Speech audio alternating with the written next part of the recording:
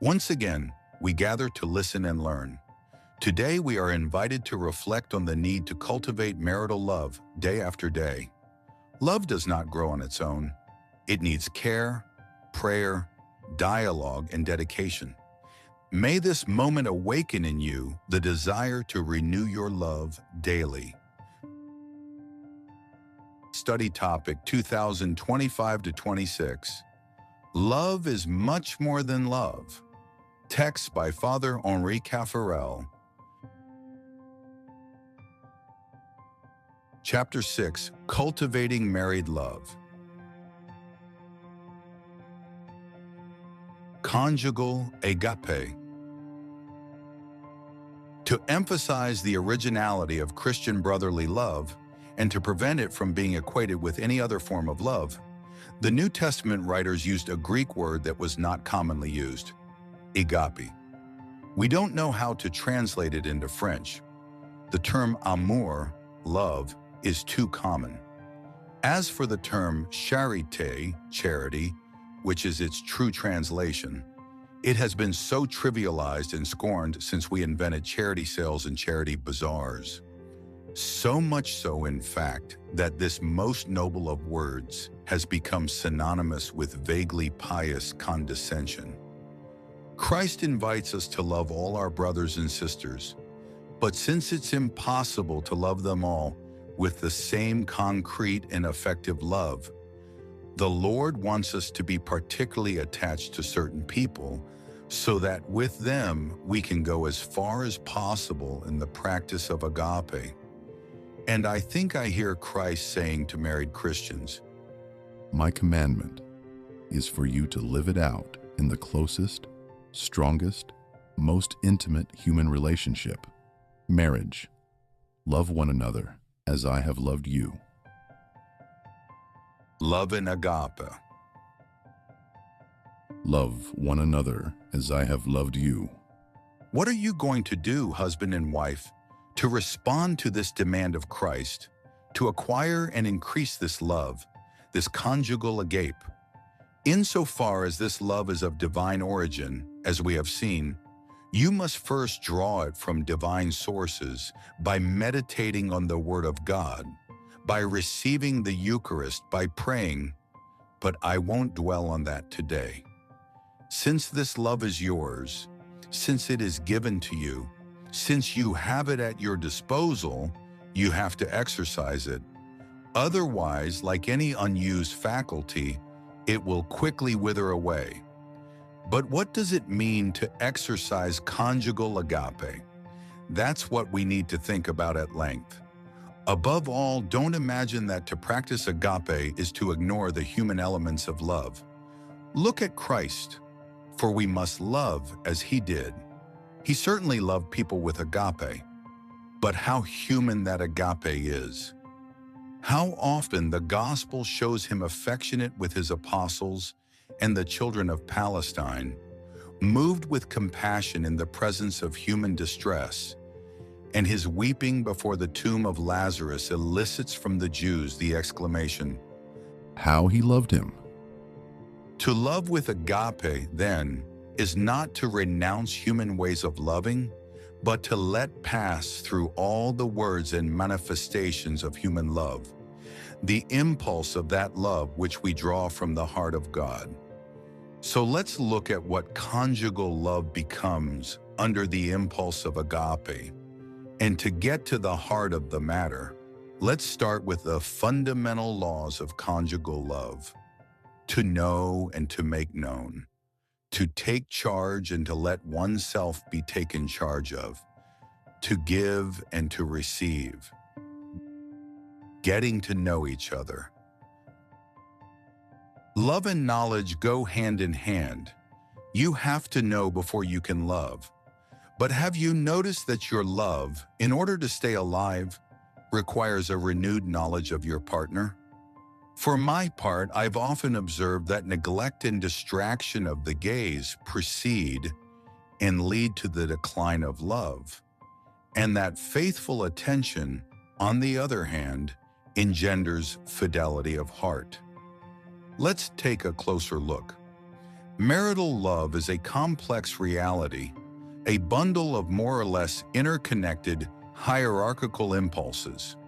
All must be kept alive, lest the decline of one lead to the decline of the others. The law of knowledge applies to all of them.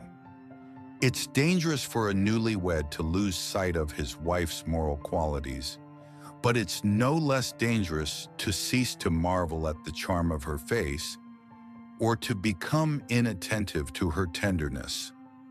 Little by little, those varied impulses awakened in him by the sight of his wife's moral qualities, physical beauty, and gestures of tenderness will fade away. The worst thing would be to lose sight of the other person's deepest self. It's the discovery of a being's originality and uniqueness that is the foundation of true conjugal love. Remember, what was it that awakened, called, conquered, and attracted your inner self, if not the sight in this being who crossed your path, of his or her inner face?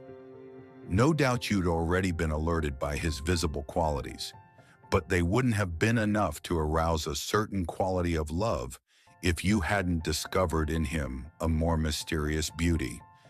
But how easily the gaze loses this miraculous gift of double sight.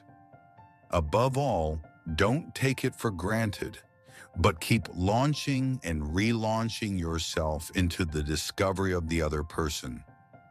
If husband and wife look at each other with fresh eyes every day, their love is bound to become ever younger and more vibrant. If they know they are begotten of the Lord, then their gaze will try to find in each other a totally different beauty, the face of a child of God. Don't cry mysticism. The Christian whose eyes are sharpened by faith learns to see transparency in others. It's as if Christ were communicating his own gaze, the gaze that St. Mark evokes in the episode of the rich young man. Jesus fixed his gaze on him and loved him. I'm sure there are many among you who would be ready to testify that their love was transformed from the day they looked at their spouse in this way. But it's quite clear that only spouses who practice making themselves known can get to know each other in depth, who cultivate the virtue of transparency. It's not easy to reveal the universe of your thoughts and feelings, your intimate personality. Many tendencies conspire against this openness: modesty, shyness, stinginess of heart. Most serious of all is the insidious temptation to draw back the iron curtain in retaliation for an indelicacy or offense, real or imagined. We must reject these tendencies and temptations at all costs. How will the other person come to meet us if we conceal from him the qualities that might seduce him, the sorrows that would arouse his affectionate compassion? A friend who doesn't forgive me for having been born in Lyon once brought me a supposed definition of the Lyonnais. We're reduced to assuming it's full of perfume, but refusing to uncork it. If you want to be appreciated and loved, you have to know how to pop the cork. But agape demands more, that you allow your spouse to enter into your intimacy with God, following the example of Christ, who allowed his apostles to witness his tête-à-tête with the Father, when before leaving the cenacle to go to the Garden of Olives, he prayed his great priestly prayer before them. Praying aloud, husband and wife, side by side, talking regularly about your interior life, sharing your discoveries in the field of faith. Isn't this an essential condition for getting to know each other as God knows you? Caring and being cared for. This second law follows on from the first. This being, whose qualities, unique value, and potential for good and happiness you have glimpsed, how could you not feel a vehement desire to promote its full development? Contrary to common belief, I'm convinced that For a well-born heart, the first movement of love towards another, if this love is founded on the discovery of that other's deepest self, is one of pure homage, of self-offering, of ardent and selfless desire for that other's fulfillment. I'm sure you've experienced it. It's true that a second movement, a self-interested one, arises almost immediately as you realize that the love of this being reserves joy and profit for yourself. The question is whether you'll put his good before yours or your good before his. And in the latter case, true love will only have lasted the space of a morning. The will to do good for others is the soul of all true love. It demands that you overcome the old instinct to claim and monopolize and translate it into daily action. Sometimes wanting what's best for a loved one means denying them what would be detrimental to their greatest joy. It's not always easy. There are times when to love is to accept suffering. But for God's children, it's not just a question of promoting the human good and happiness of others. Each one knows and wants to be responsible for the blossoming in the Lord's grace of the one they love. It's our dearest ambition to bring him or her ever closer to Christ. Oh, it's not impossible that, from time to time, you'll feel a little twinge of sorrow as you witness Christ growing hold over you. But you know that the Lord does not confiscate the hearts that surrender themselves to him. Taking care of each other, being responsible for each other's development, implies in return that each of you recognizes that you need the other. Of course, it's easy to turn to the other for trivial services and superficial satisfactions, but it's much less easy to accept that you need him or her in depth, to entrust him or her with your needs, weaknesses, and ignorance, so that he or she can come to your rescue. Nevertheless, it's an inalienable requirement of love. And besides, haven't you noticed that often the best way to promote moral progress in a person is to need them, to stimulate their love and generosity by appealing to them? The Christian, for his part, will rely on his spouse in his efforts to divest himself of the behaviors and feelings of the old man and acquire the feelings and behaviors of a true son of God. It's certainly not a question of expecting the spouse to be a director of conscience in the strict sense of the term.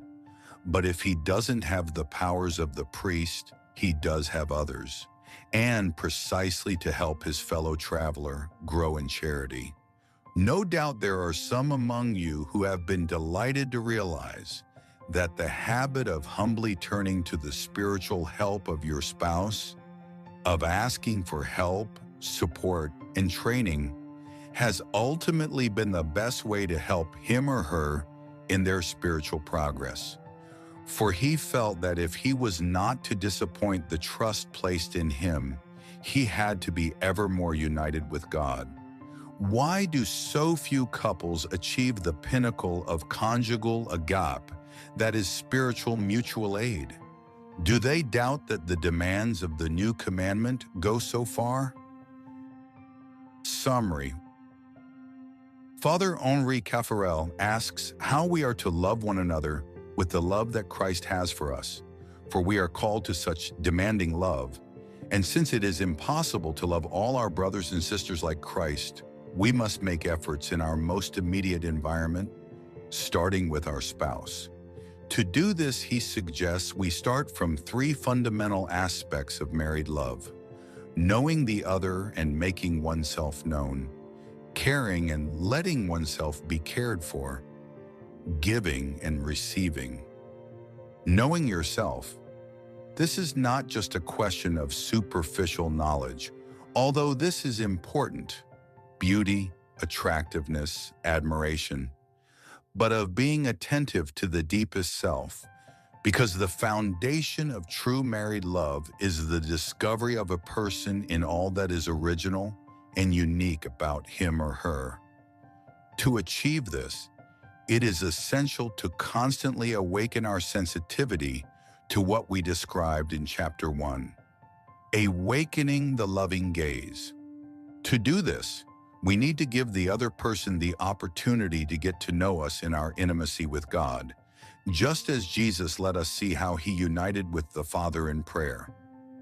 Conjugal prayer is our tool for deepening this understanding, caring for each other. At some point in our relationship, we've all experienced the desire to help the other person, to bring them to their full potential. Looking out for the other's good is the soul of all true love. And this is difficult because it can sometimes cause the loved one to suffer. And this must be accepted. Father Henri Caffarel goes beyond the day-to-day care of the other and seeks spiritual care and progress. And to do this, he suggests we recognize and express to our partner our deep need for him/her. This can be a powerful tool for stimulating her/his love and generosity. May this chapter inspire you to cultivate, with simple and concrete gestures, the love that God has entrusted to you. Just as a plant needs water and light, marriage needs attention and tenderness. May Christ be the gardener who makes your love blossom.